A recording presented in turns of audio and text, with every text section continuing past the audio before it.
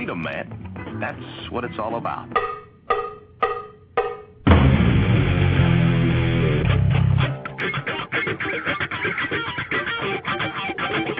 You've got to groove on freedom, like the good book says.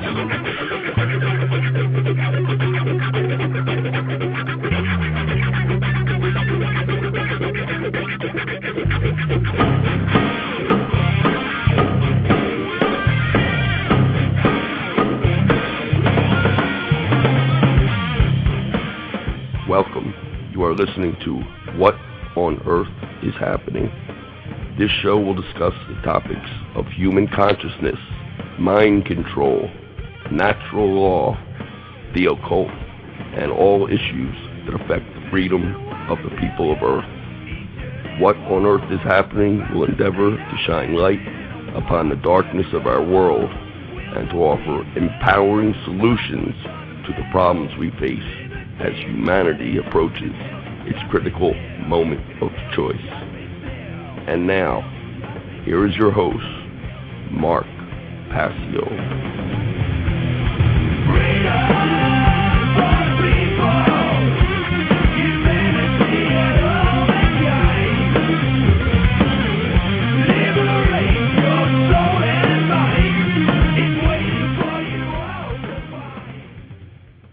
Well, ladies and gentlemen, like the intro music says, freedom. That's what it's all about. And it's about very little else. Today is Tuesday, May 11th, 2010. I'm your host, Mark Passio, and you're listening to What on Earth is Happening. This is the show where we talk about the causal factors in consciousness of the human condition that we all collectively experience.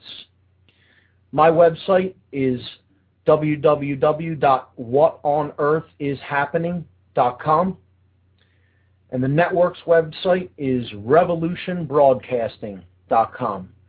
The show is live for 2 hours every Tuesday evening from 8 to 10 p.m. Eastern Time. So, I have a pretty good program lined up for today. We're going to continue with the topics that we left off on last program, which was barriers to self-realization. And we'll jump into that in a few moments. But I always start off the show with an event announcements for events that are coming up in the Philadelphia area. Actually, even before I do that, let me give the call-in number for the show. If anyone wants to call in, you can call in at any time. There are no taboo topics on this show. Talk about whatever you like. The call-in number is 347-884-9417.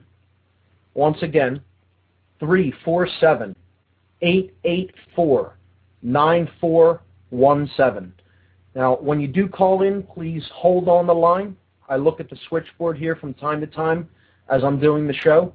I'm the only one here, so sometimes it may take me a little bit to see that there's a caller on the line. Usually I get to it pretty quickly, but if I don't, hold on the line and I will get to you. So the call-in number, 347-884-9417. So I'll start with an event announcement that I've read in previous weeks, and I will continue to read for the next 2 months until this event actually occurs. And I will do that because of the importance, the significance of this event and the significance of the man who inspires this event. For those of you who still may not know who Nikola Tesla was, I highly encourage everyone to research the life of this man, research how brilliant he was, research what he already has done for this world and all of the people on it, and research what his vision, his future vision for the world really was, and why it is so critical at this juncture in history to try to make that vision come alive and come true. So, this summer in Philadelphia, there's going to be an event called the Nikola Tesla Energy Independence Celebrations. It's going to be going on from Friday, July 9th through Sunday, July 11th. It's a 3-day event. And there's an area of involvement for every level of interest, from the scientist to the layman to the tourist that is just passing through Philadelphia. So I'll read the press release for this event. The Tesla Science Foundation brings together scientists, inventors, and enthusiasts for a 3-day conference highlighting the need for a new energy paradigm. This July in Philadelphia, the Nikola Tesla Science Foundation will be hosting a 3-day conference and celebration to commemorate Nikola Tesla's legacy and world vision. Tesla was a brilliant inventor who lived during the turn of the 20th century. His innovations resulted in the implementation of alternating current, radio, the AC motor, wireless technology, and many other influential inventions that we now take for granted in the modern age. Tesla's vision to bring clean, free energy to the world through advanced wireless technologies was blocked by the financial and corporate interests of his time. Through this event, the Tesla Science Foundation will bring together like-minded scientists, inventors, and enthusiasts who share the common goal of bringing Tesla's advanced energy technologies to fruition for the betterment of humanity. And here is the event schedule. They're going to have a Tesla birthday bash celebration. This is going to be on July 9th from 10 p.m. to 2 a.m. This will take place on the lawn at the Independence Visitor Center in Independence Mall National Park. This is on 6th and Market Streets in Philadelphia. This event is free to attend. Anyone can come out and celebrate Tesla's birthday. Tesla was born on midnight between July 9th and 10th. The next day, there's going to be 4 events, and 3 of them are taking place at the same time because they're for different levels of interest. So for the general person that may not know a lot about Tesla, just may want some information, may want to just be part of a good time, kind of a party atmosphere, they're holding an event called Tesla Fest. This is on July 10th, and it's an all-day thing. It's going on from 10 a.m. to 8 p.m. This is also on the lawn at Independence Visitor Center at 6th and Market Streets. This will feature exhibits, information, art, music, and it'll just be a general good time for people to learn about who Tesla was, what he tried to do, and hopefully get them interested in this great organization, the Tesla Science Foundation, and that is also free to attend.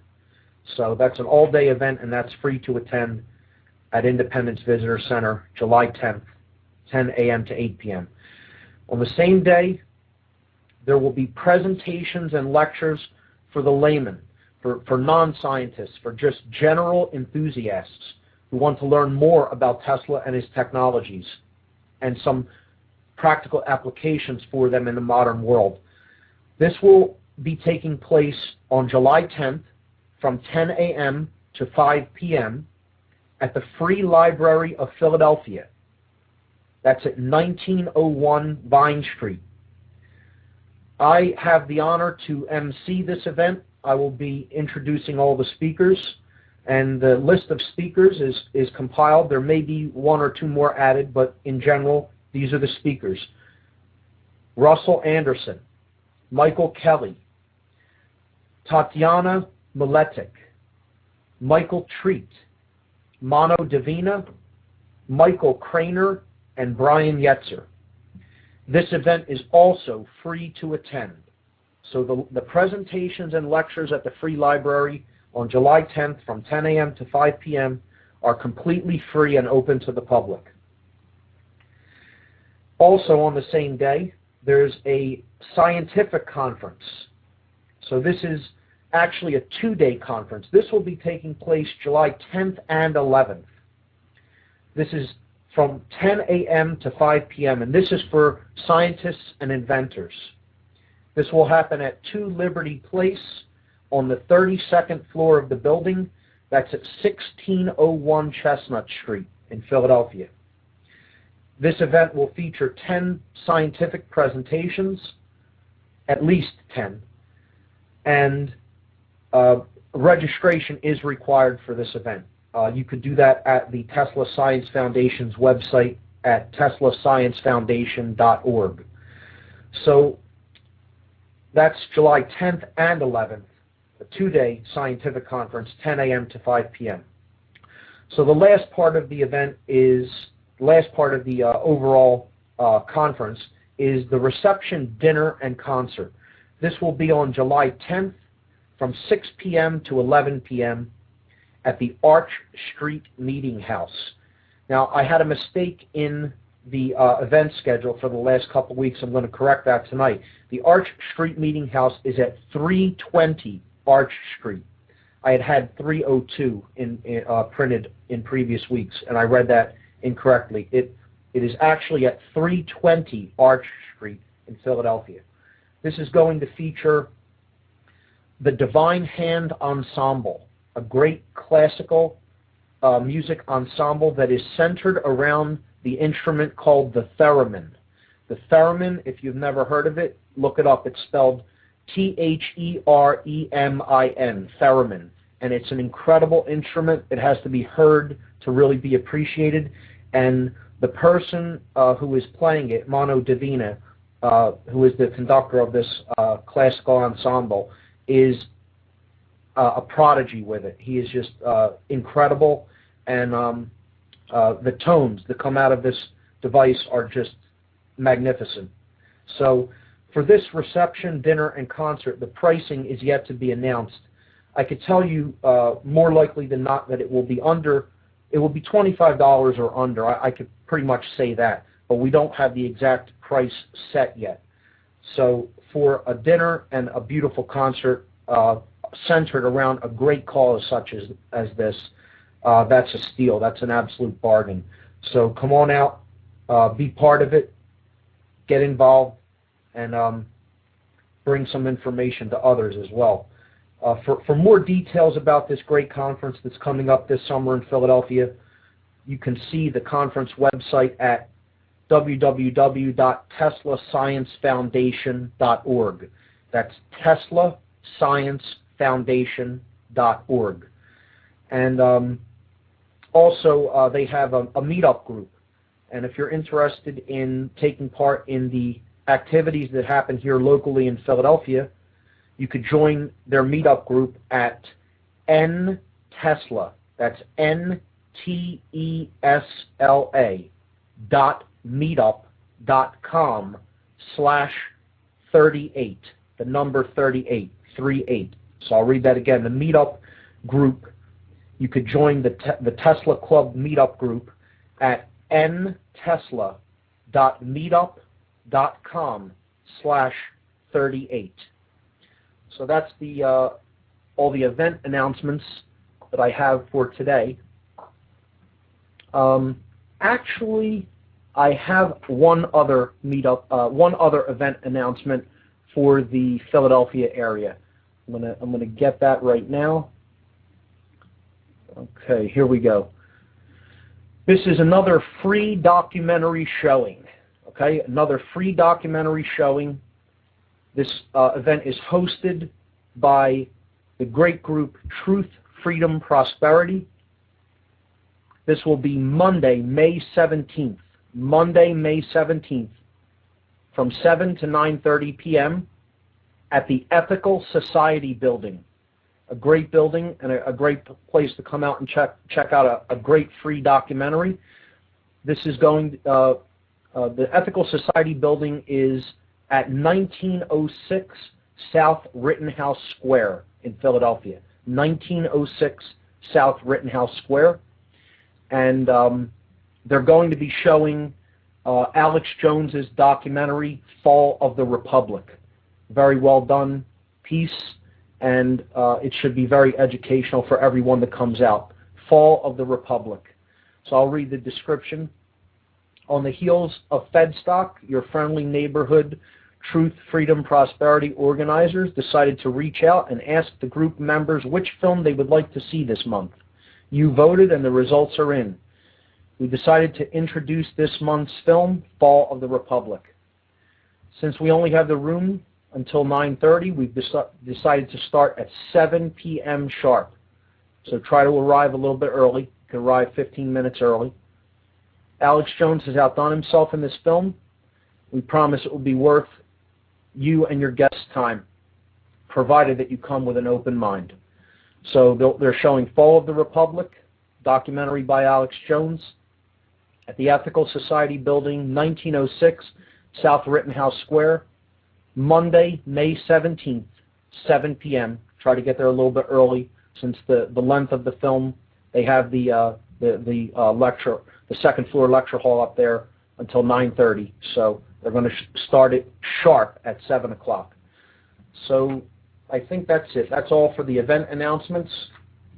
And I want to tell a little interesting anecdote about something that happened to me earlier today. So I was out doing some things as part of my involvement with the Tesla group in this area. And I went over to the free library since I'm going to be emceeing for the event there. I went over there to check out the facilities and gauge what we'll be needing. So for the people involved in the logistics, I can let them know what we'll need, how many people we'll need, things like that, to help out with the actual technical things in there. And as I was coming out of there, I walked back home from there, and I was walking on Arch Street in Philadelphia toward Reading Terminal Market, if anyone is familiar with that area. And people were out there from an environmental organization. I'm not even quite sure. I believe it may have been Greenpeace or another similar environmental organization. And they were stopping people on the street, handing out literature, giving people information. And as I was coming, one of the gentlemen involved with the group pointed over to me and he said, "Sir, do you have a moment for the environment?" And I said, "Sure. Do you?" And he said, "What do you mean?" And I happened to be carrying some information about Nikola Tesla with me because I was on my way to another a business that may be a potential sponsor for the event. Not confirmed, but I was bringing them some information, and hopefully that will pan out and they will decide to sponsor it. I don't know yet, but I was bringing them some information, and so I had some info in my hands. And I said, a lot of the green movement and the people who are trying to organize different projects, they have good intentions. They understand there's problems with the environment, but a lot of their solutions don't really go far enough. They don't really take into account what really is possible from a technological standpoint. And this is largely because people who have a vested interest in keeping the energy paradigm the way that it is, they want the environmental movement to act as a controlled oppositional paradigm, not a true solution for the energy shortages or woes or however you want to word it, because free energy is never mentioned by them. Tesla is never brought up, as if the man who gave us alternating current technology that powers our homes and our devices now didn't have with all of his brilliance and foresight and the vision that he brought forward into science, into the realm of science, he wouldn't know better than they how to actually harness the wheelwork of nature, as he called it, to actually tap the enormous reserves of energy that are all around us and bring them to the people of the earth cleanly and freely. This is possible. This is doable.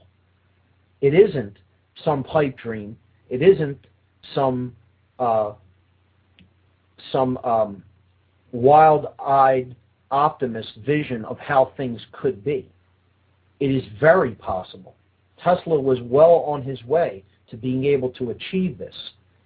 And if we get our heads out of the this can't be done way of thinking, this totally controlled way of thinking about what's possible, and we apply our imaginations collectively, we can make that vision happen. It is possible. But we have to be able to envision it, to imagine it, and then not just think about it, but will it to happen, to actually go forward and do it. And we have the minds and the resources to do that. But the problem is the suppression of this level of scientific know-how, understanding, and the suppression of people's imaginations by the status quo, by the controlling class, by the people who have a vested interest in keeping things the way they are, even at the expense of the very planet on which we rely for life. This is slowly going to be broken down, however, because people like this organization are not going to stop. They're going to go forward. They're going to show people that this is possible, and they're going to make this happen. So get involved. I tried to wake up this young gentleman who has great intentions, but when I asked him about, has he ever heard of Tesla? No. Don't know what he did, what he tried to do. Imagine that. He's not taught about in history books because they don't want school children to imagine that this is possible. They want them to accept the way things are, accept that it always has been like that, and accept that it always will be like this. And that simply isn't true. So I told him a little bit about who Tesla was, what he tried to do, and I could tell the wheels started spinning a little bit up there. You know, because when I said imagine a world that would not have no dependence, would not have to rely on mining, on drilling for oil reserves in the ground. We wouldn't need to use oil at anywhere near the rates that we're using it now, drilling it and consuming it now with Tesla technology. You would power your homes with free wireless electricity, power your cars the same way. You wouldn't need internal combustion engines and all the parts that go along with it. And this is possible. But will we will it to happen? Do we have the internal will and the spirit of discovery to combine science with the imaginative and creative capacity that a being like Tesla had and displayed in his lifetime?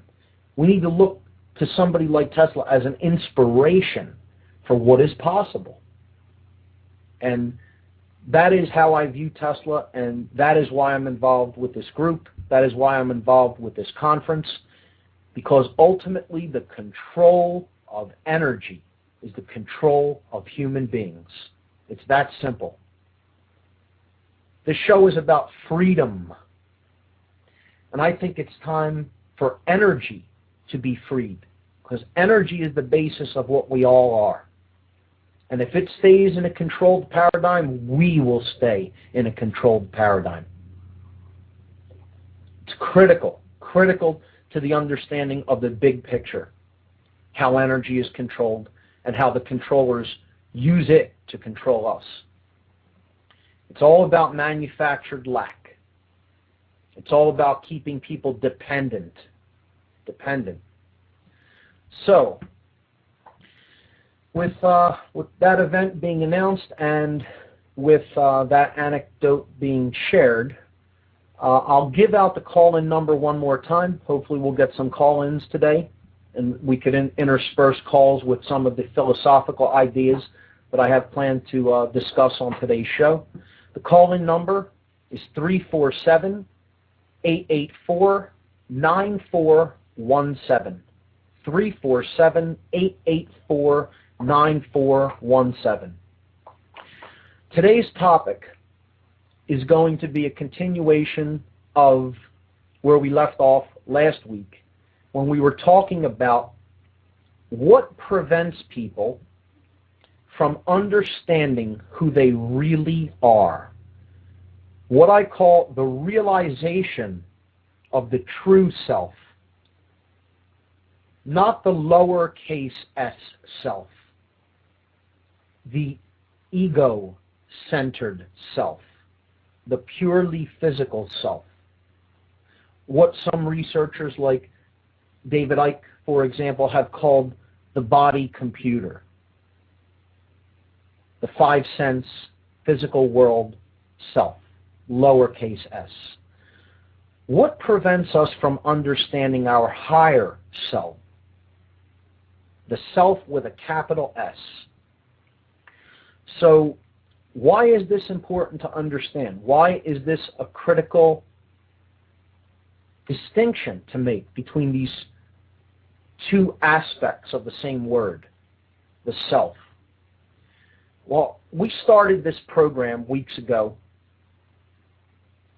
and I brought up the idea that ultimately all knowledge really worth understanding is self-knowledge. The knowledge that is going to really get us out of the mess that we are trapped in right now is knowledge of who we ultimately are. Self-knowledge.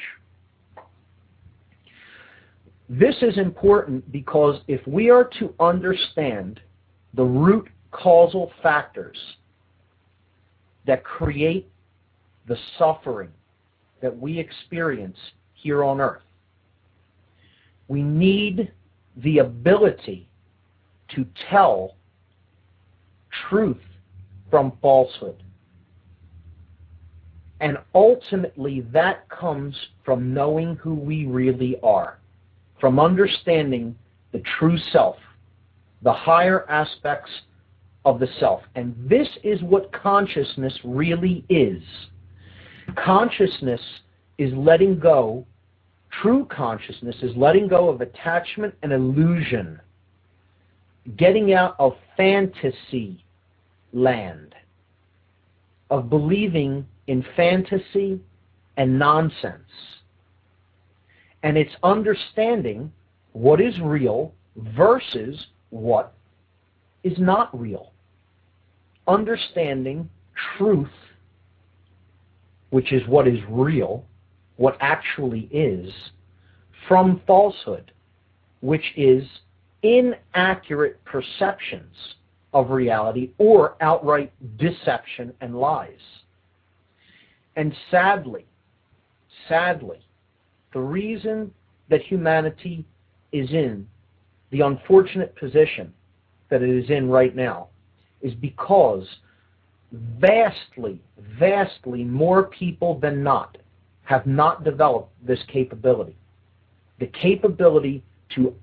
ability to understand and be able to tell truth from falsehood.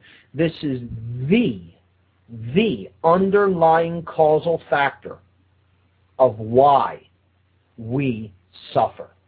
And I will continue to stress that every week here. I will continue to repeat that every week.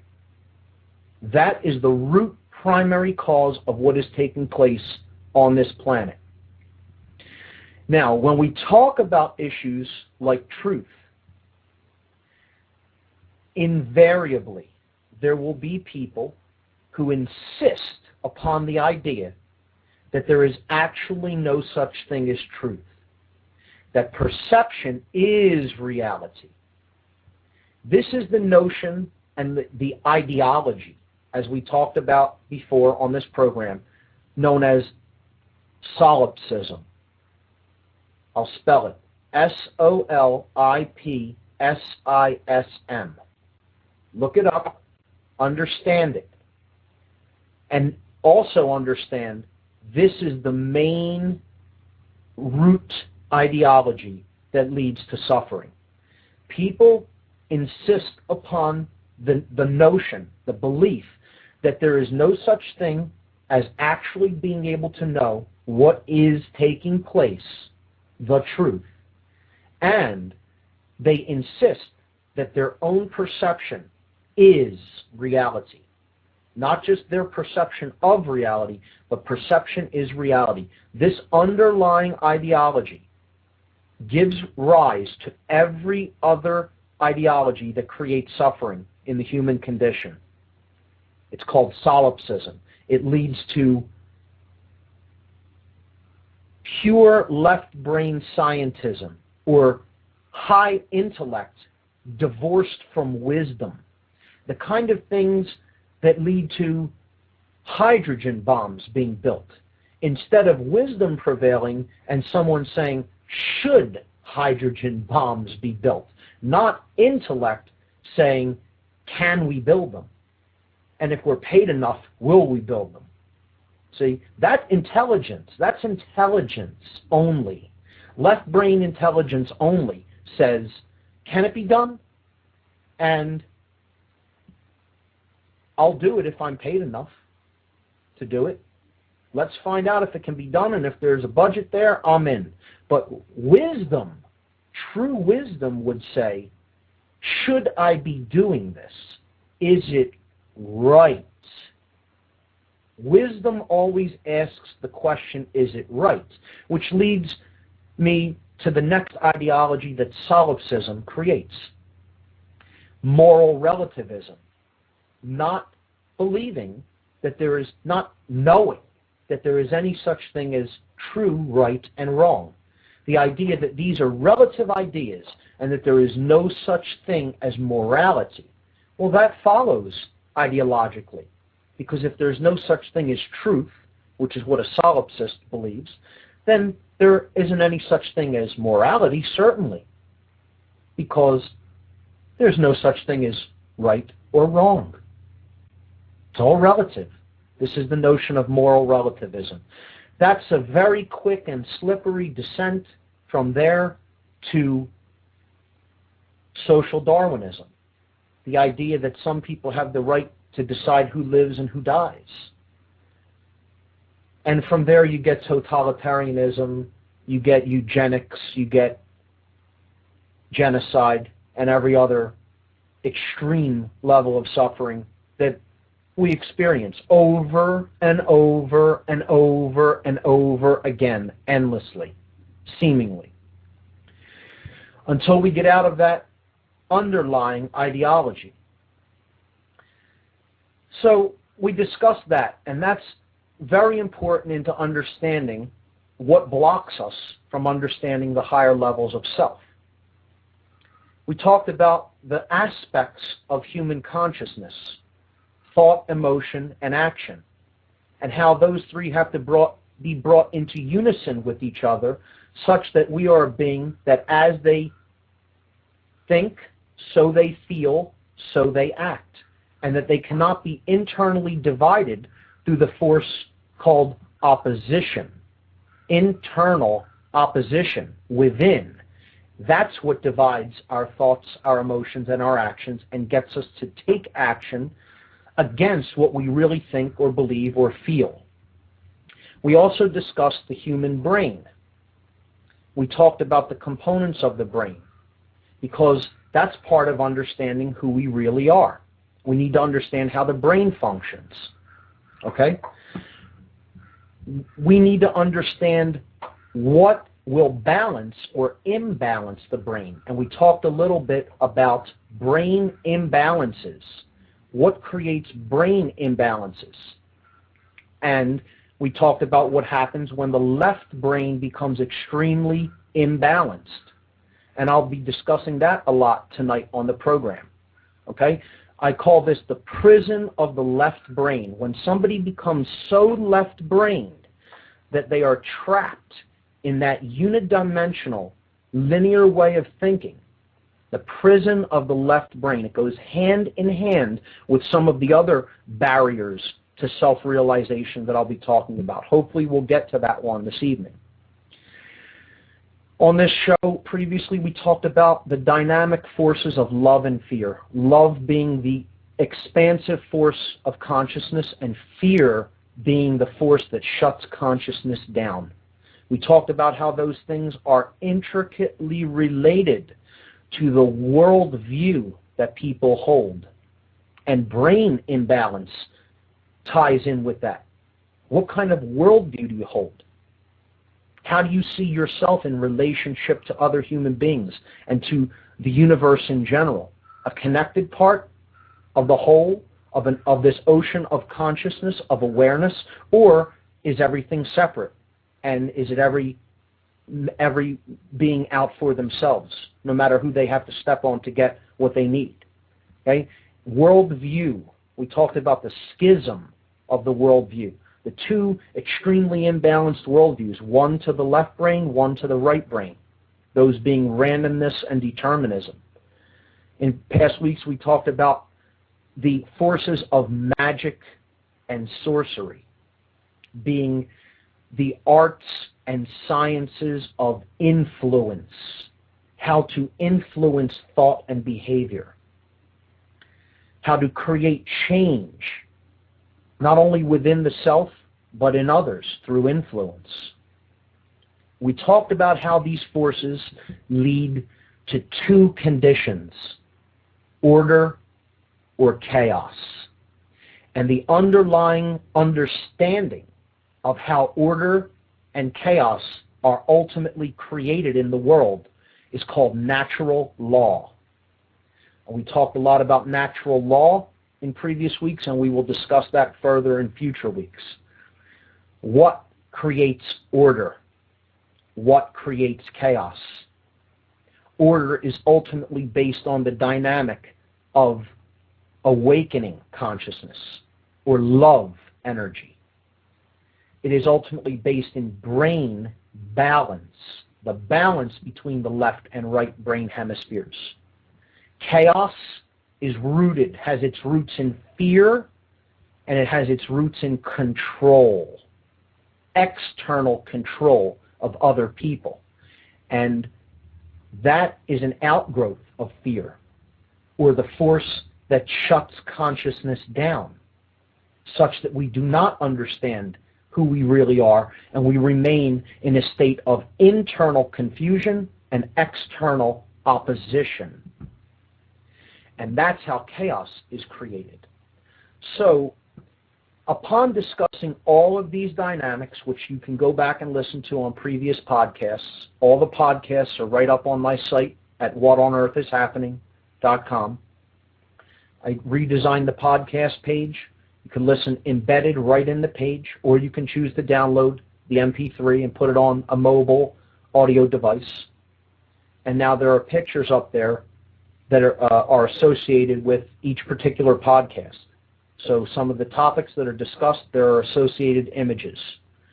And that's, you just go to whatonearthishappening.com and click the podcast tab, and that will take you to that. You can read a description of each podcast, and the sound file and pictures are right there. So, last week we began the discussion of the barriers to self-realization. And I'm going to continue with that now by relisting them, and then we'll take them one at a time, and I'll continue to expand upon them each individually. There are 4 main barriers that block us. These are walls that are already erected from the time we come into the world, and that we continue to strengthen. We continue to erect these for others to come after us, to perpetuate the same condition. And that is ultimately the lack of understanding of who and what we really are. These 4 main barriers to awakening, to the realization of the true self, are as follows. The 5-sense illusion, that's number 1. This is identification with matter, with the material realm. Identification and continual focus upon only the physical level of being. Now, the physical level of being is important, but being so attached to it that you really pay no attention to the mental or spiritual levels of being will get you in the mess that we've gotten ourselves into. So that's the first barrier to really waking up. The identification with the world of matter. Not understanding it as a construct for experience, but actually believing that's who we are. Number 2, the second barrier to the realization of the true self, the higher self, is ego identification. So this is a second form of identifying oneself with something that one is not, or in other words, with illusion. It's identifying oneself with a role that one plays and believing that the role is who one is. This would be the equivalent of an actor starting to believe that they are the character they play. Okay? So this is called ego identification. And we'll look at deeper aspects of what this is, and we'll look at specifically what the ego itself is in the way that I am using it here. That's the second barrier to self-realization. The third barrier is the prison of the left brain. This is a very popular methodology employed by sorcerers. People who want to control other people and not have them fully be aware or see how they are being controlled. And I assure you, I guarantee you, that the vast majority of the people in the particularly in the Western Hemisphere, and particularly in what we call Western civilization, are firmly trapped in this prison, firmly trapped in the prison of the left brain. This is the inability to think in a non-analytical, non-linear, intuitive way. What traps people here largely is the indoctrination, the planned indoctrination and very methodical indoctrination that they are put through in the modern so-called educational system that we have in Western civilization.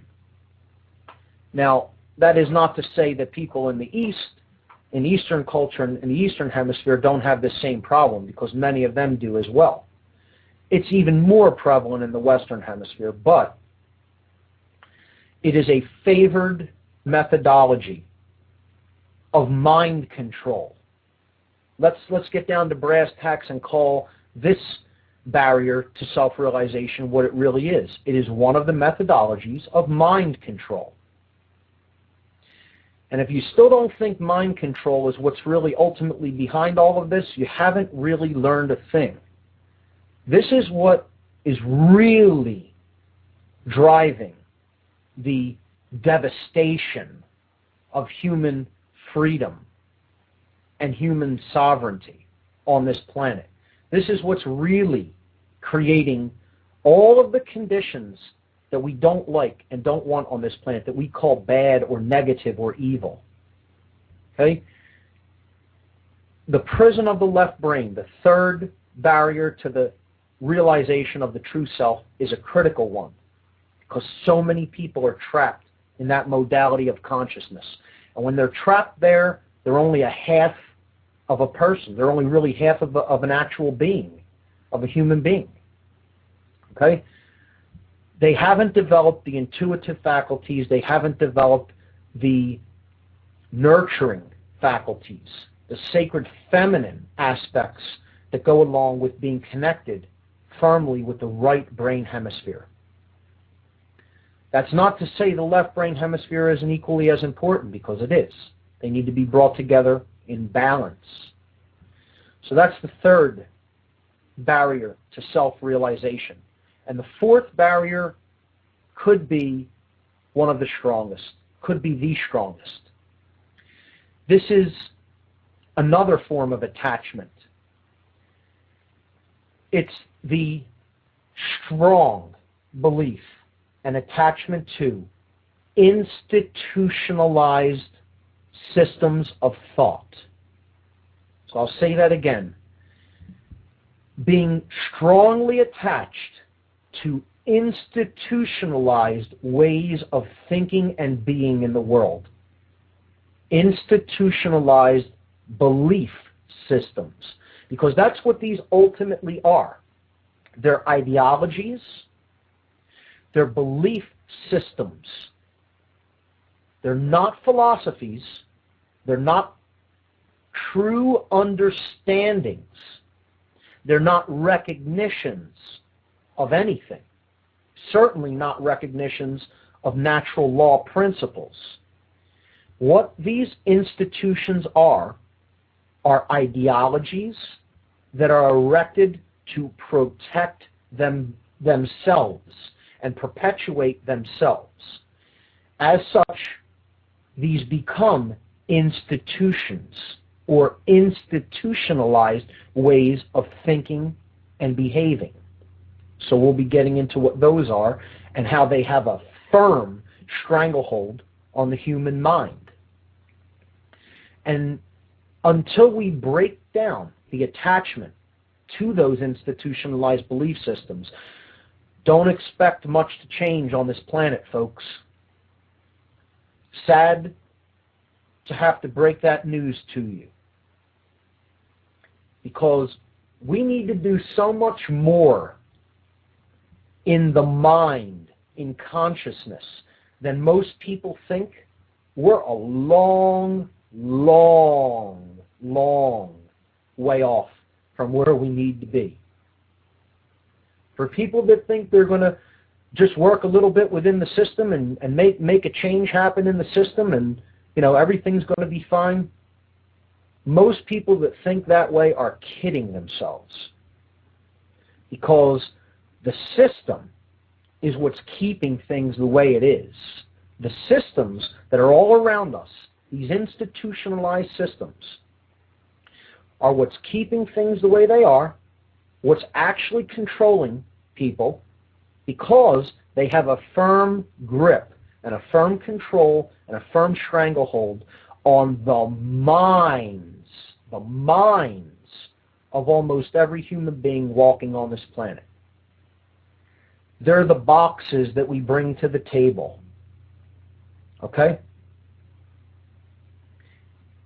Let's make the truth fit in my box. Oh, I'll listen to you up to a point.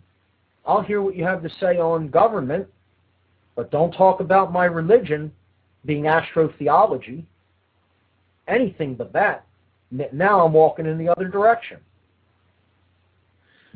Let's discuss the whole monetary issue, but don't tell me about the poison that's in my food.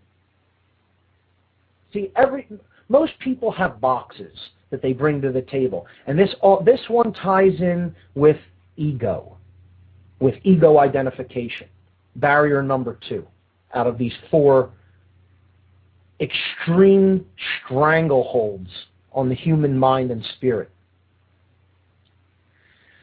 Ego ultimately is the inability to say the 3 words, I was wrong. That's what ego ultimately is.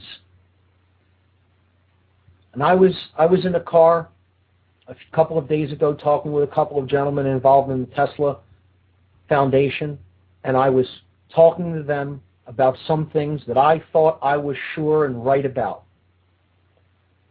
And I'll briefly, as an aside, just tell this anecdote.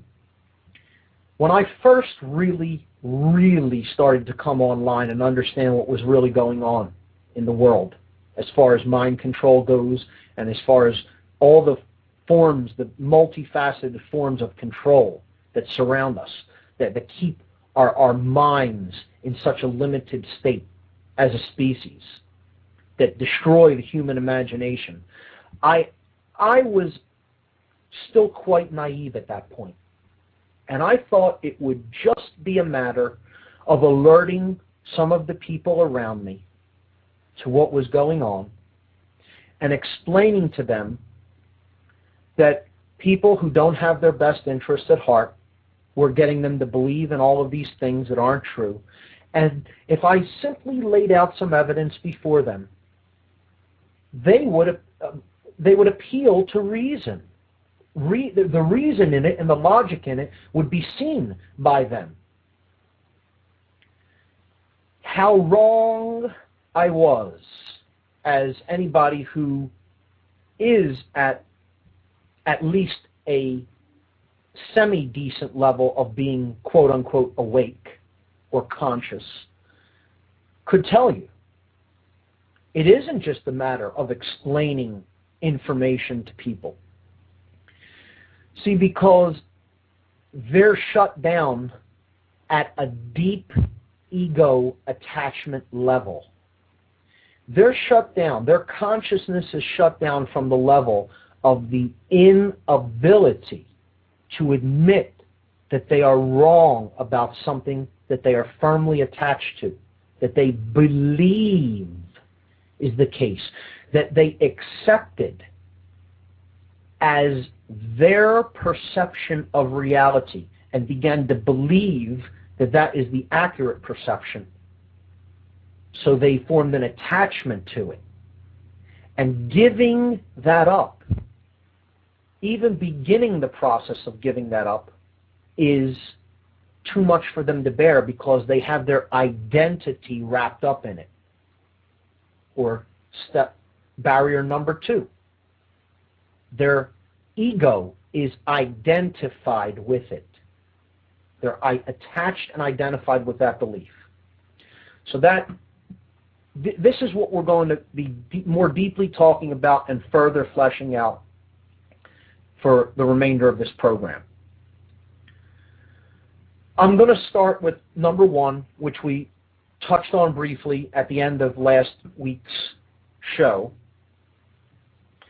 and that was the 5-sense illusion. The 5-sense illusion. We talked about that the 5 senses are our ways of experiencing reality. There are ways of experiencing the universe. These are our biological technologies. Our eyes. These are receptors for certain visible wavelengths or frequencies of light. So the eyes are one of our receptors, antennas if you like, ways of picking up frequencies. You have your ears. You could hear sound frequencies within a certain range. that the equipment, the biological equipment we have, is attuned to, that is capable of picking up. We have smell, which works on the same principles. We have touch, and we have taste. The five senses. Now, why do I call it the five-sense illusion? Well, this is because what we get wrapped up in is identifying with the frequencies, the wavelengths that we can pick up with the sense perception organs. We get wrapped up in the notion, in the belief, in the idea that this is all that exists. Hand in hand with that notion that only those minuscule frequencies in the totality of the frequency ranges that do exist, that we can pick up, are the only ones that exist. Okay? Hand in hand with that flawed perception or way of seeing what we can perceive goes the notion that matter is purely solid, and that it is a solid physical thing. Now, that is an abstract notion, is an abstract thought. And most people have a difficult time with that one. The people that have a difficult time with that one usually are the very left brain imbalanced or left brain prison people. Okay? They have a problem with that one because their five sensory perception is telling them, wow, matter is solid. I can't put my hand through that piece of wood or that piece of metal or that brick. Okay? It's solid. It is solid at the macro level at which we experience it. So what I want to start to talk about today, and I'm going to spend a decent amount of time on this, because in my presentation, when I give it live, I don't really get a long time to flesh out this idea, and I think it's critical for us to understand how this really works.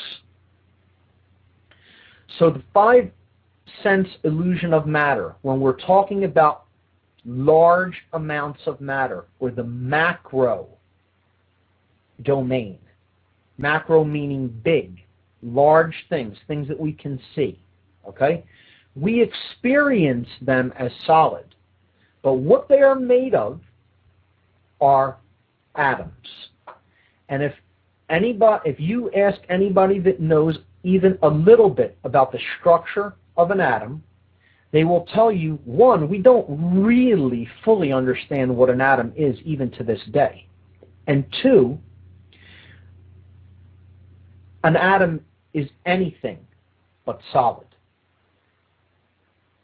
It contains upwards of 99.9999999% empty space. And those quantum physicists, those who study matter at the quantum level, the very, very small scale, will tell you even that level, even that small amount of matter that we think is solid is actually, when you get down to examining it, only a tendency, only an expression of energy, only a potential, that being the key word, potentiality.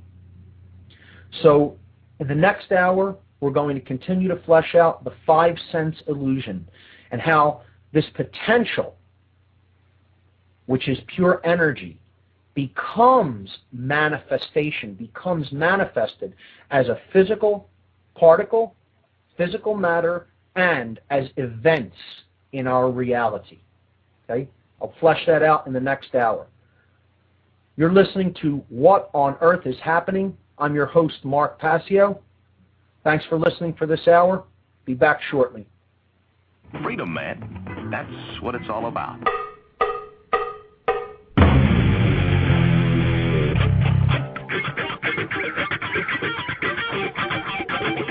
You've got to groove on freedom, like the good book says.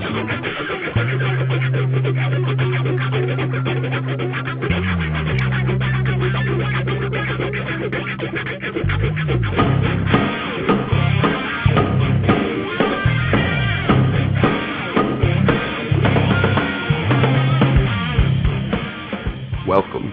You are listening to What on Earth is Happening.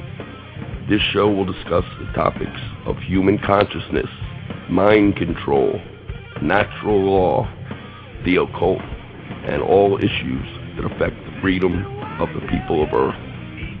What on Earth is Happening will endeavor to shine light upon the darkness of our world and to offer empowering solutions to the problems we face as humanity approaches its critical moment of choice.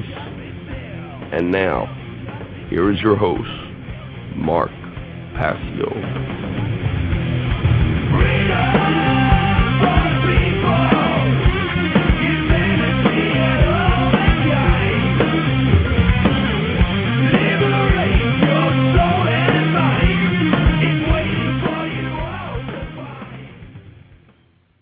Welcome to Hour 2, everyone. Liberate your soul and mind. It's waiting for you all to find. What great advice. For those of you who might be interested, the intro music that I play on this show is by the band Cathedral. They're one of my favorite bands out there. Great guy, Lee Dorian, heads up that band. They're from the United Kingdom. So, what I'm going to do is get right into the event announcements, which I read at the top of each hour on this show, and then we're going to continue to flesh out the barriers to the realization of the true self, the barriers towards self-realization, the walls that we need to break down to get past this trap that we are seemingly stuck in at this point in human history. This is What on Earth is Happening. I'm your host, Mark Passio. The show is live every Tuesday evening, 8 p.m. Eastern Time. The call-in number, I'm going to give the call-in number again. If anybody wants to give me a shout, feel free to call in at any time. There are no taboo topics. Talk about whatever you want here. Call-in number is 347-884-9417. 347-884-9417. So I'll jump right into the announcements. This summer in Philadelphia, a great event is going to be put on by some great people, and everybody, whether you're going to come to this event or not, should really research and check out the man who inspires this event. Nikola Tesla. The Nikola Tesla Energy Independence Celebrations 2010. July 9th, 10th, and 11th in Philadelphia, PA. The Tesla Science Foundation brings together scientists, inventors, and enthusiasts for a 3-day conference highlighting the need for a new energy paradigm. This July in Philadelphia, the Tesla Science Foundation will be hosting a 3-day conference and celebration to commemorate Nikola Tesla's legacy and world vision. Tesla was a brilliant inventor who lived during the turn of the 20th century. His innovations resulted in the implementation of alternating current, radio, the AC motor, wireless technology, and many other influential inventions that we now take for granted in the modern age. Tesla's vision to bring clean, free energy to the world through advanced wireless technologies was blocked by the financial and corporate interests of his time. Through this event, the Tesla Science Foundation will bring together like-minded scientists, inventors, and enthusiasts who share the common goal of bringing Tesla's advanced energy technologies to fruition for the betterment of humanity. Here's the event schedule. July 9th, from 10 p.m. to 2 a.m., the Tesla Birthday Bash. Tesla was born at midnight between July 9th and 10th. This is going to be on the lawn at the Independence Visitor Center at 6th and Market Streets in Philadelphia. It's free to attend, and there'll be some Tesla coils. They're going to set off Tesla works, as they're calling it. Tesla-inspired fireworks. They're going to fire off some Tesla coils at midnight at the hour of Tesla's birth. That's the Tesla Birthday Bash, July 9th, 10 p.m. to 2 a.m., Independence Visitor Center, 6th and Market, free to attend. Next event is the Tesla Fest. This is an all-day festival outside at the Independence Visitor Center. There'll be music there. There'll be some art there. There will be exhibitions, some inventors with their inventions, general information. This is also free to attend. This will be happening all day on July 10th at 6th and Market Street, Independence Visitor Center, from 10 a.m. to 8 p.m. That'll be going on. They're calling that Tesla Fest. Now, a couple of the more serious aspects of the events. There will be presentations and lectures about Tesla, his life, his technologies, some practical applications for his technologies in the modern world. This will be Saturday, July 10th, 10 a.m. to 5 p.m. at the Free Library of Philadelphia, 1901 Vine Street, in the main lecture hall. So I will be emceeing that event myself. I work with the Tesla Science Foundation. I'm honored to be an active member of that organization, and they asked me to MC the event at the Free Library. There's going to be some great speakers there, including Russell Anderson. Russell will be speaking about anti-gravity. This is a guy people really need to check out, and electrogravitic propulsion technologies. He has an anti-gravity flyer based on some of the technology of not only Nikola Tesla but also T. Townsend Brown. So he is one of the speakers. Michael Kelly is another speaker. Tatiana Militek, Michael Treat, Mano Davina, Michael Craner, and Brian Yetzer. Confirmed speakers for the presentations and lectures at the Free Library of Philadelphia. This is also free to attend. All of these great speakers, presentations, information on Tesla and related technologies, July 10th, 10 a.m. to 5 p.m. at the Free Library of Philadelphia, 1901 Vine Street, totally free to attend. There'll be a reception, dinner, and concert on the evening of July 10th, 6 p.m. to 11 p.m. at the Arch Street Meeting House. That's at 320 Arch Street. This will feature the classical ensemble known as the Divine Hand, the Divine Hand Ensemble. Check out their website, www.divinehand.net. You will be absolutely amazed at the music that this group puts out, how beautiful it is, and it is centered around the electronic instrument known as the theremin.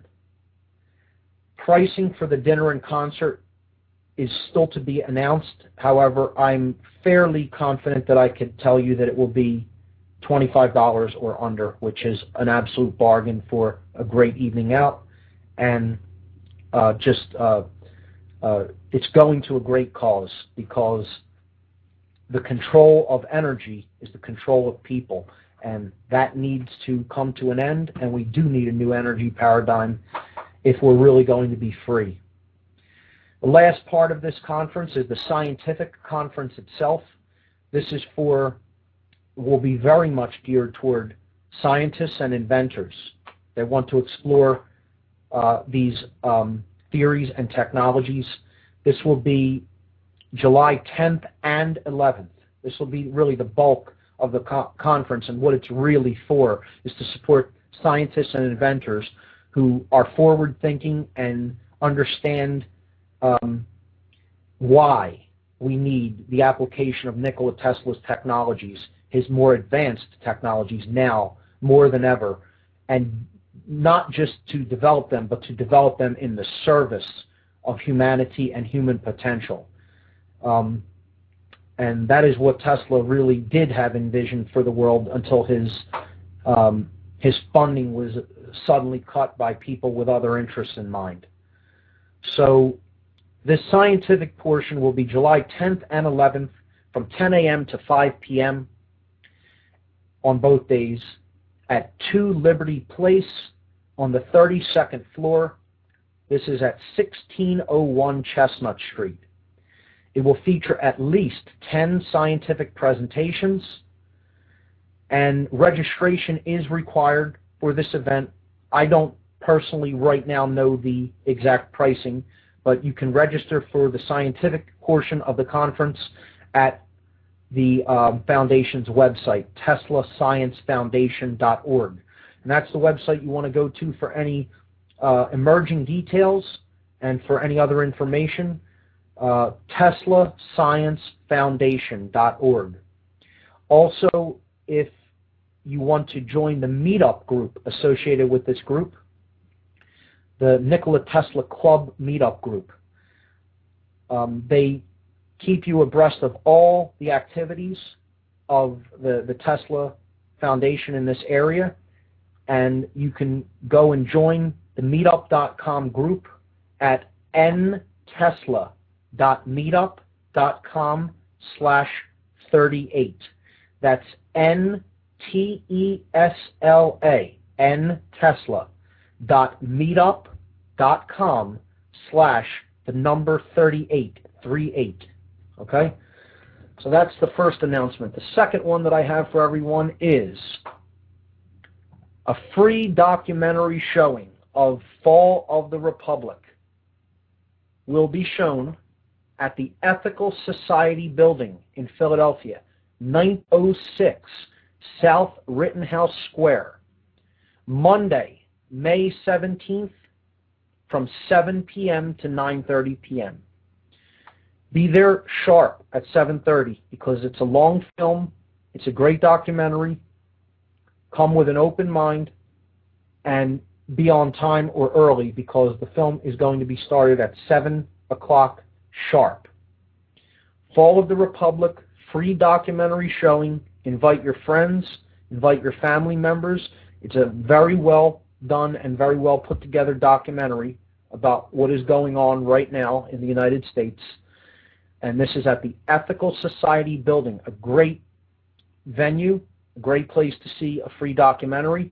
Monday, May 17th, 7 o'clock p.m. sharp. Get there a little bit early. So that's the event announcements I have for the second hour of this show. And I'm going to jump right back in to the philosophical ideas that we were, and in many ways, scientific ideas that we were discussing on the first hour. We were talking about the barriers to the realization of the true self, the barriers to self-realization. Now, right in the word realization, there is a clue to what it is. You are using your real vision because you are using your real eyes. This is not accidental. This is not coincidence. This is something that, as you start to understand more and more about what is really going on, and as you open your consciousness more and more, and you open your mind up to possibilities and to imagination and to higher level understanding than pure intellect, than left brain understanding.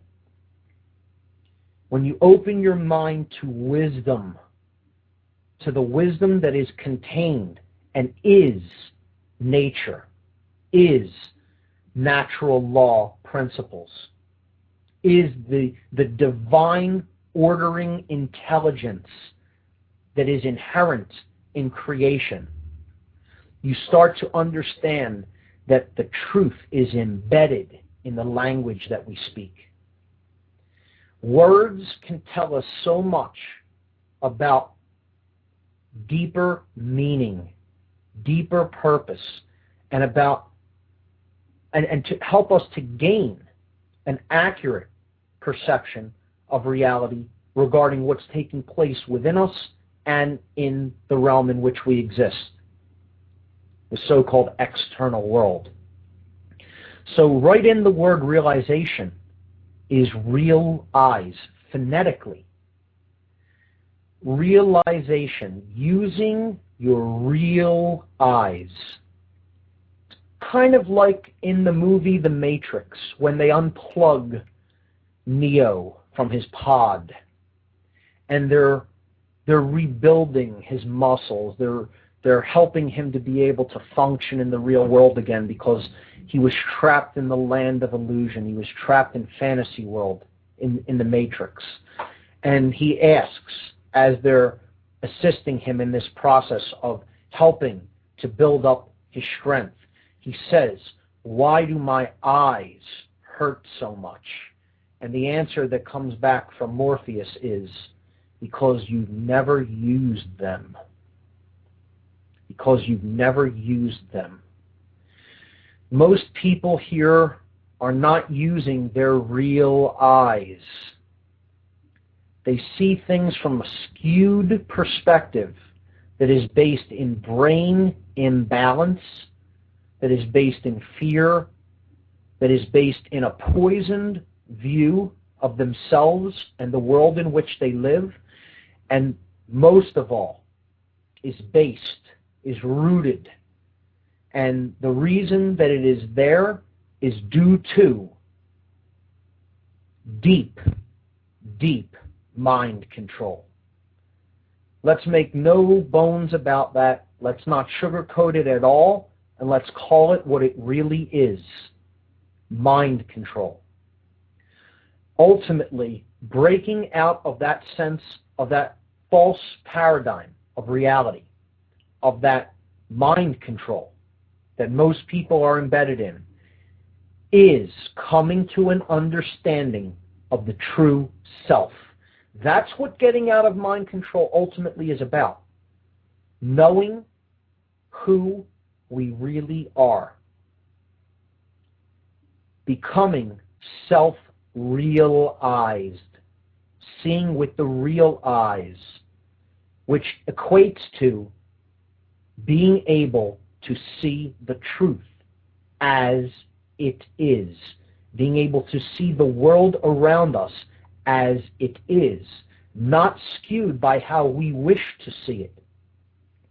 That is ultimately what self-realization is about.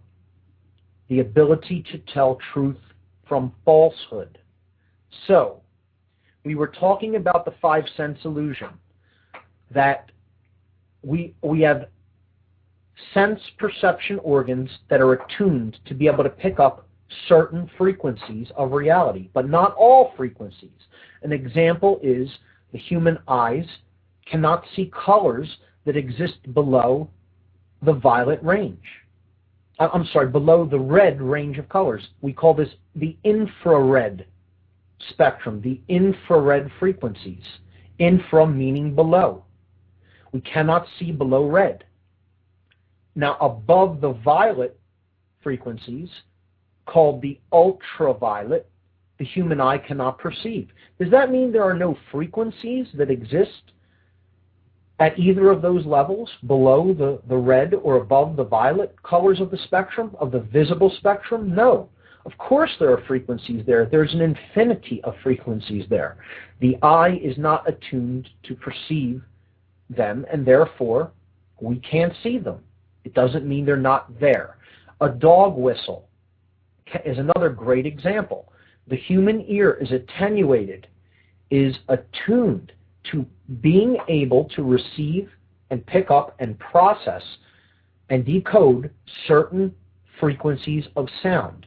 Does that mean other frequencies of sound do not exist that other beings with different sense perception organs or biological technologies would not be able to perceive. Of course, would be able to perceive. Of course it doesn't mean that they're not there.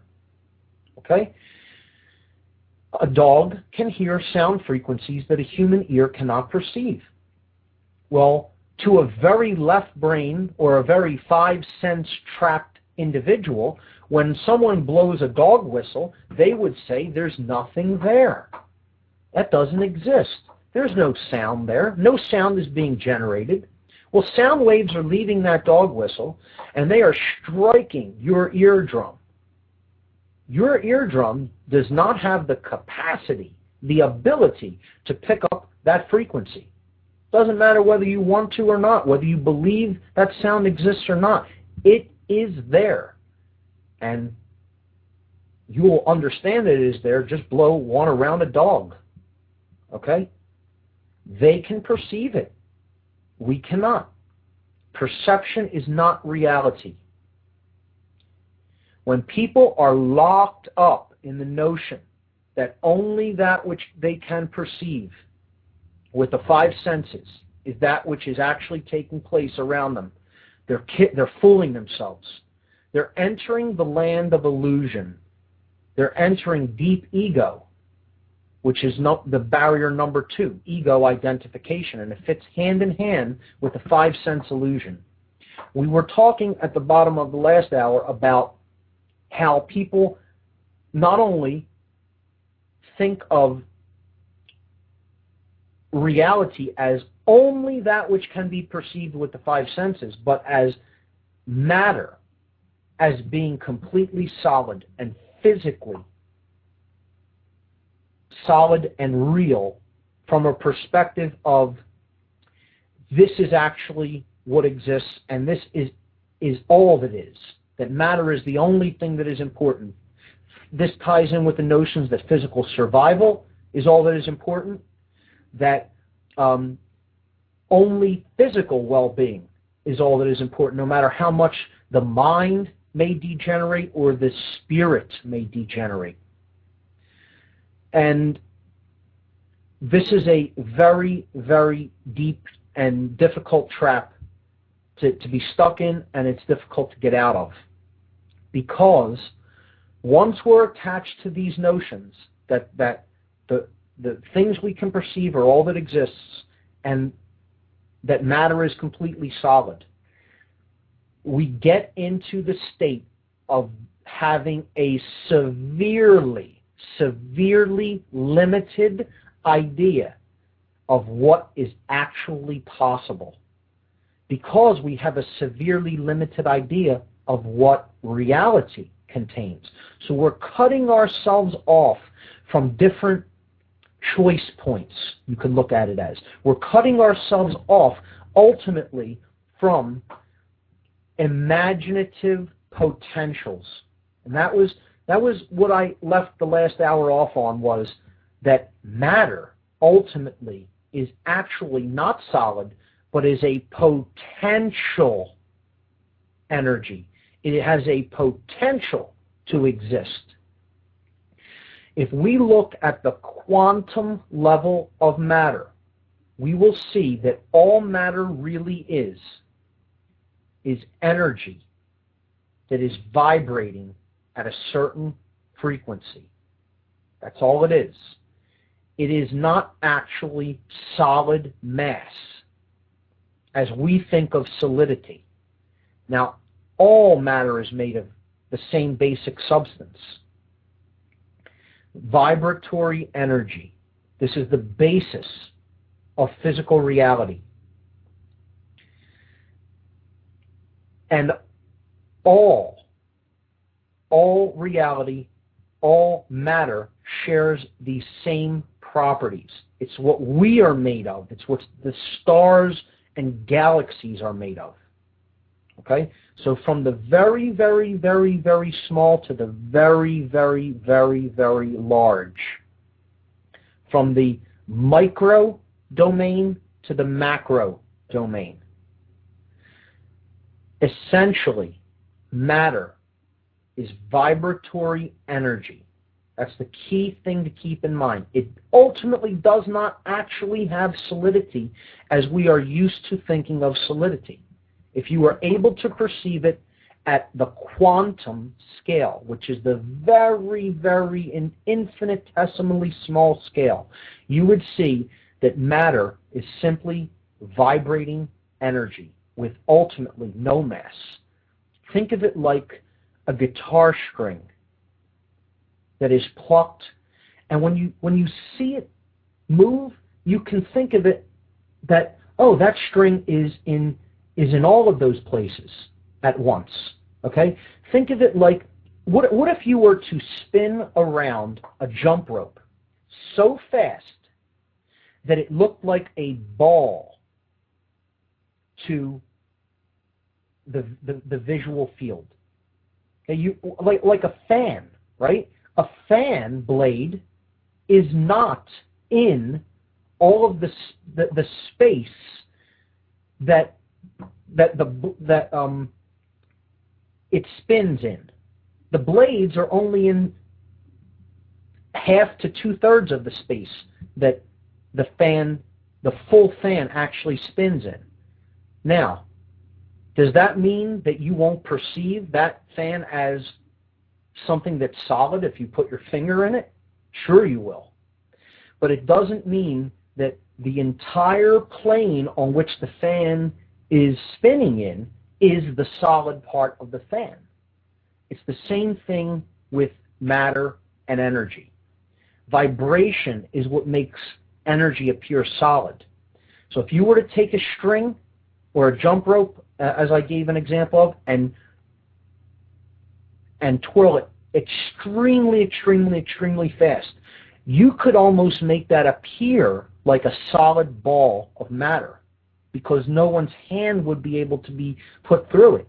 It would strike the hand, and depending on how fast it was going, it would actually feel like something that is solid if you could not actually get any other piece of solid matter through it, if you follow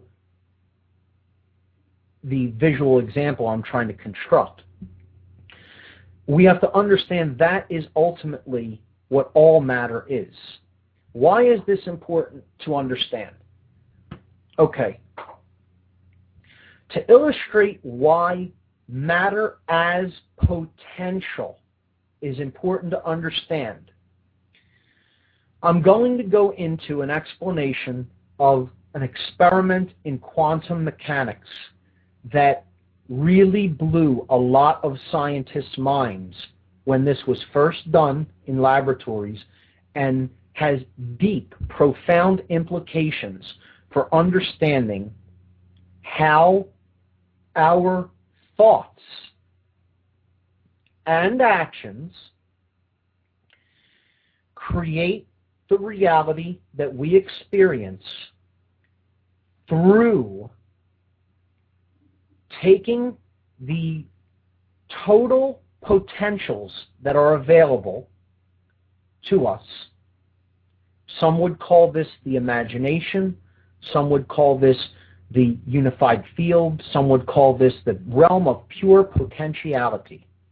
It has been given many different names. Okay, the imaginal realm, the realm of pure potentiality, the unified field of existence. That is where all potentials are derived from and grow out of. To understand that better, we need to understand how matter works at the very, very, very small scale. Once we have a firm understanding of how matter works at the quantum scale, I know it will get into a little bit scientific, a little bit technical, but if we understand this at a deep level, if we really, really get what is being said here, we will understand how we create our reality at a macro level, at the larger level, through our decisions. And what our decisions are doing are collapsing paths of potential.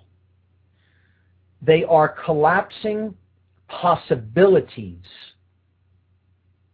waves of possibility are collapsed through our choices, through our worldview, through how we think and feel, and ultimately by the decisions we make to actually act in the world. And through a vast amount of people taking part in that activity, because we all take part in that activity every day. We decide what we're going to do with our time. We are thinking about ourselves, our role in the world, how we feel about different situations, what we're going to do with our time, what we're going to do with our resources, what we're going to do with our intellect, what we're going to do with how we feel about things, and ultimately what we're going to do, the action we're actually going to take in the world. Now, through everybody doing that, we collapse these potentials that exist for anything to be able to happen, for anything to occur. Potentiality. And we collapse them into the creation of what we are actually experiencing in the world. Now, we will understand that a little bit more clearly when we look at how matter behaves at a very, very, very fundamental level, the quantum level, the very small level. Now, the word quantum means amount in Latin. Quantum means amount. So what this word is used to describe is a packet of energy, an amount of what we call matter, which is essentially energy, as we just talked about. So there's an experiment in science that is, I guess, not so fairly recent. It's been around for almost 20 years, if not that amount so far. Maybe even longer than that. It's called the double slit experiment. The double slit experiment. S-L-I-T, slit, okay? As in making a slice through something. The double slit experiment. Look this up on a video website. Maybe I'll post a video link to it on the podcast page sometime either later tonight or tomorrow. But look it up and watch a video about this, the double slit experiment. It is amazing to understand how matter works at a small level. What's more amazing to understand, after I explain what this experiment was about and why it blew the mind of physicists all over the world, who originally couldn't even believe or accept what they were actually seeing, what this will help us to understand is how our choices create what we experience at the large level. Because ultimately, we are made of this stuff. It is behaving the same way at the quantum scale all the time. And ultimately, choice, consciousness and choice, free will is what is from this field of potential that I'm going to talk about when I talk about the experiment. From those available potentials, it actually collapses down the possibilities and then creates events that actually take place in our lives. And I'll explain that further. But let's get into the experiment itself first. The double slit experiment is looking at how matter behaves at a very, very, very small scale. Scientists want to understand what the electron, one of the smallest smallest subatomic particles, is. What is this thing that we call an electron? This orbits the nucleus of an atom, the center point of it.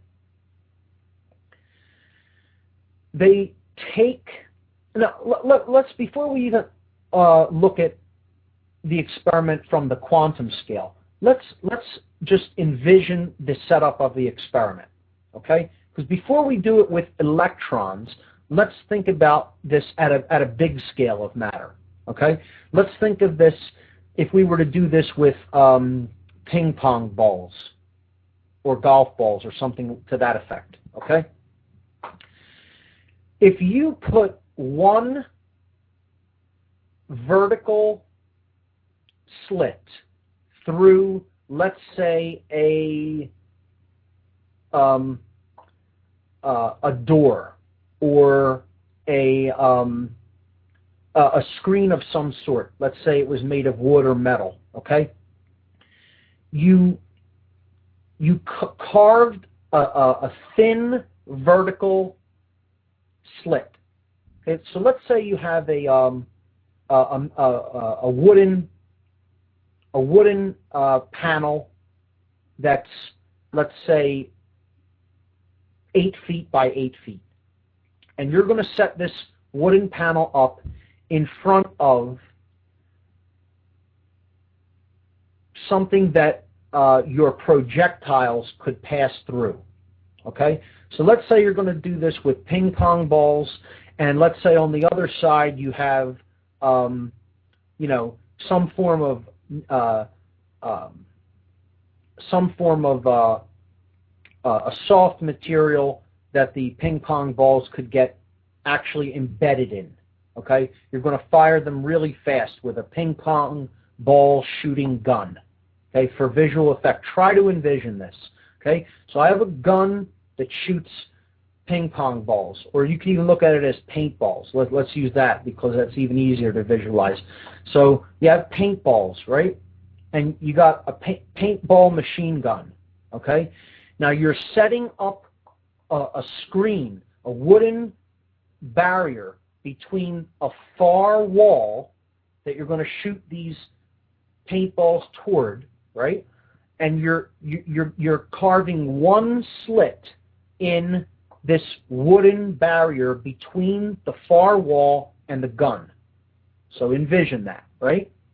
If you started shooting these paintballs rapidly through this one slit, the pattern that you would see on the wall would look like an individual line, a vertical line up and down where the paintballs passed through the vertical slit and splattered on the wall behind the slit. You would also have a huge mess of paint where the paintball struck the dividing wood, the dividing screen, the barrier that we put in front of the wall. Okay? Try to envision that. If you put a second slit alongside the first slit, let's say separated by several inches or a foot, and you did the same thing, you started firing the paintball toward these somewhat close together slits, you would get a duplicate pattern on the back wall behind your double slit. Okay? So you have a barrier with two long vertical slits in it, and you're firing a projectile like a paintball through both of these slits on the back wall. This is just common sense. Everyday common sense would tell you you're going to have a pattern on the back wall that look like the two slits, two vertical lines where the paintballs would have gone through one or the other of the slits and struck the wall behind the barrier that you put up with the slits in it. Okay? Now, some of those balls would have gone through one of the slits, some would have gone through the other slit, and some of them would have struck the wall, the dividing wall, the barrier wall with the slits, and not gone through one of them to strike the wall that is past the divider. Okay, so hopefully that is clear and people can envision that. If you have a hard time envisioning it, I recommend you going to some video site like YouTube or Google Video or something like that and just type in double slit experiment. You'll get many visual representations of this experiment, which are extremely interesting.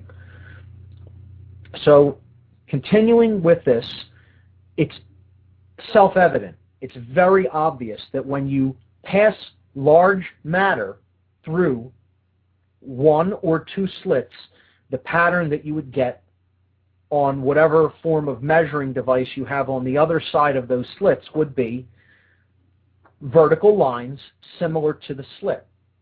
Okay, so now if what quantum physicists wanted to really study is how does matter behave at a very small scale? Is it the same as how it behaves on the large scale, or is it the same, or is it different? Does it behave differently when you go down to the quantum level? So what they did is, instead of firing large bits of matter, they fired really, really tiny bits of matter, very, very infinitesimally small pieces of matter, but pieces of matter nonetheless, called electrons. Now, they do this with something called an electron voltmeter, okay? And, well, initially they did it with something called an electron beam. So they're passing this beam of electrons through one slit, okay? And they get one line. But when they were passing it through two slits, they didn't get the expected result. They didn't get two lines on the measuring device behind the barrier with the double slit in it. They were getting the pattern that you would get with a wave. Okay? I'll say this again. When they passed a stream of very small pieces of matter through this double slit, they would get the result that you would expect with a wave, which is called an interference pattern. When you pass large waves like water through two slits, where the waves go through the slits, when they come out the other side, there is a crest and a trough to a wave. Where the crests meet, you have more energy. If a crest and a trough meet, you get a cancellation in energy. So you would see nothing in certain places, and in other places you would see a measurement of the energy with which the wave were striking the measuring device. This is known as an interference pattern. And you can see this when light passes through something that will block it. On the other side, you'll get something called an interference pattern. If you pass light through something that is translucent, you will get this pattern in the shadow on whatever the light is reflecting onto. So they did this with a stream of small, tiny, tiny, tiny bits of matter called electrons. Passed it through two slits, they get an interference pattern that you would expect with a wave instead of with matter. So what they did is they said, we want to confirm this result because we don't understand it. We're sending tiny bits of matter through two slits, and with larger matter, we get two lines. But with small matter, we get an interference pattern. How could that be? Well, they thought maybe the electrons are bouncing off of each other and creating that pattern as they go through the two slits. So what they said is let's prevent that possibility. Let's take one electron at a time and send it toward this screen with these two slits carved into it and see what kind of a pattern we get on the other side, on the measuring medium, on the other side of this barrier with these two slits in it.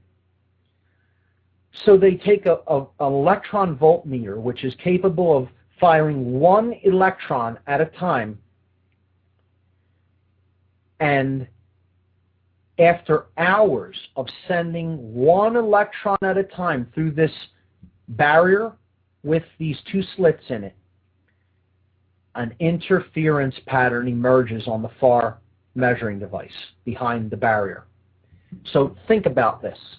This would be the equivalent of firing one paintball at a time through these two slits, and on the other side you don't get two lines. You would get a pattern that resembles a wave form, like water or like light. It's impossible for the wave pattern, the interference pattern, to have been created by any of these individual electrons striking other ones and so bouncing randomly and creating that effect, because they eliminated that possibility by sending only one electron at a time through the slits. Now, think about it. You would think that's absolutely impossible. How could they send one small bit of matter through these two slits and it not form two vertical lines, just like the large matter did? Well, that's because at the quantum level, matter is not solid. Neither is it really at the macro level, but it becomes seemingly so due to a specific quality, which is what the scientists began to understand when they introduced the act of observation. This is why this experiment ultimately became known as the observer effect. The observer effect. Okay? What they did is they placed a measuring device at one of the slits, and you only would need to do this at one of them, not even at both, but at one of the slits. You could do it at both, but one is sufficient. They wanted to measure how many of the fired electrons actually passed through that one particular slit. So now, what they're doing is they're quantifying what is happening at a specific location in space. They're quantifying how many electrons pass through one of the slits in comparison to how many are fired. When they placed a measuring device capable of reading that information, capable of measuring when an electron would pass through that slit, the result of the experiment changed. What they then saw on the measuring device placed behind these two slits was two lines. The electron went from behaving as a wave function of potential based upon the act of observing and quantifying the electron in space at a particular place, at a particular point, the point at which it enters one of the slits. By that very act of observation, the possibilities were collapsed. This showed the scientists doing this experiment that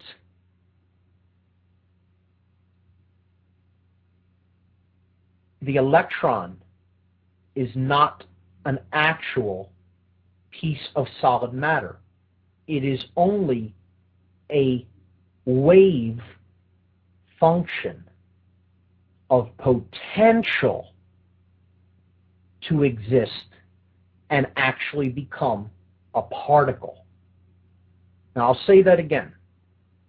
What this ultimately showed, the scientists doing the experiment, is that since the electron, when fired one at a time, was behaving like a wave, but when you took away the possibility for it to exist as a wave function, you collapsed.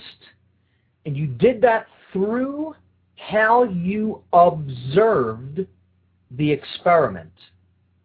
By placing an observer at one of the slits and actually counting how many electrons went through one of the slits or the other, you collapsed the pure potentiality of the energy that that electron is. And that act, the act of observing it in that way, created the actual piece of matter. The electron itself was not an actual piece of matter until you set up the experiment in such a form, in such a way, that you could observe it as a piece of matter. When you remove the electronic measuring device from the slits, and it goes back to not knowing how many electrons go through which slit or the other, you get the interference wave pattern again. You put the observer back, and you get the two lines. The electron only becomes the piece of matter at the point where it is observed as such, where it is expected to behave as such. Why is this? First of all, this is utterly astounding, and scientists had a really hard time accepting this fact, that matter is a wave potential of potential energy, and only when consciousness is introduced into the equation do you actually get any solidity. Do you actually create a point particle or an event?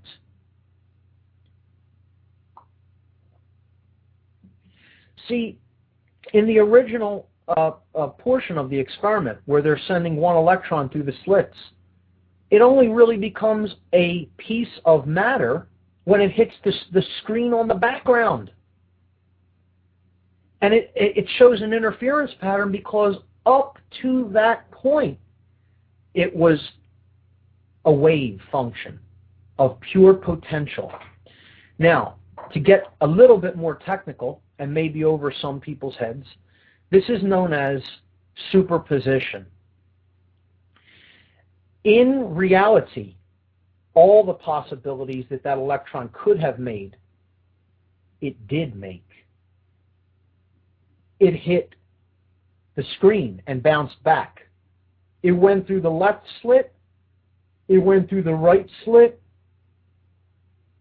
and here's the kicker, it went through both slits simultaneously, all at the same time.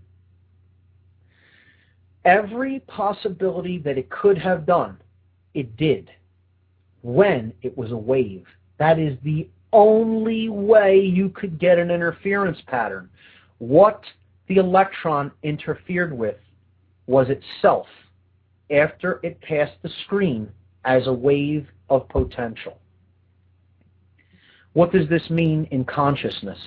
This means that until we observe things differently and think about our role in the cosmos differently, we are not going to be working with the availability of potential that we really have, and we are going to be collapsing that function, that wave form of potential, into something that we do not really want to experience unless we observe things differently and that we think about them pretty much drastically differently than most of us have been thinking about them. So this is the quantum double-slit experiment. And what it ultimately explains is how matter behaves at the quantum level and how that is governed through our own observations and actually what we expect to see. We continue along the same way of thinking, we will continue to get the same results. When we change the way we are thinking, we will get different results. Consciousness and the act of observing, of being the observer, is what ultimately creates the reality that we experience. And this is not some New Age perspective. This is confirmed through scientific observation, and it is actually how things work at a macro scale. And what collapses all the field of potential and possibilities that we can experience is our choices. Free will decisions to take action is how we actually collapse all of the potentials that we can pull from, the field of potential, the unified field where all potentials exist. We then collapse them into events through our choices. And that's how we get what we experience. That is where I'm going to wrap up the 5 sense illusion. If you really deeply understand that experiment, if your mind isn't blown by that experiment, you didn't understand it. Okay? I'll say that again. If your mind is not really blown by that, you'll know you really understand what was explained there. If your mind is completely blown and you can't believe it at first, because that's what happened with the scientists. Okay? I strongly suggest checking out the video of the double slit experiment. And again, perhaps I'll post a link to one in the podcast section. But I'm going to leave the 5 sense illusion at that. Next week, we will continue to cover the barriers to the realization of the true self, and we'll get into ego identification, the prison of the left brain, and institutionalized belief systems. I'm going to wrap up the show a couple minutes early this week, and I will see you here next week at 8 p.m. Eastern Time. You've been listening to What on Earth is Happening. I'm your host, Mark Passio. My website is whatonearthishappening.com, and the network site is revolutionbroadcasting.com. Good night, everybody. See you next Tuesday night.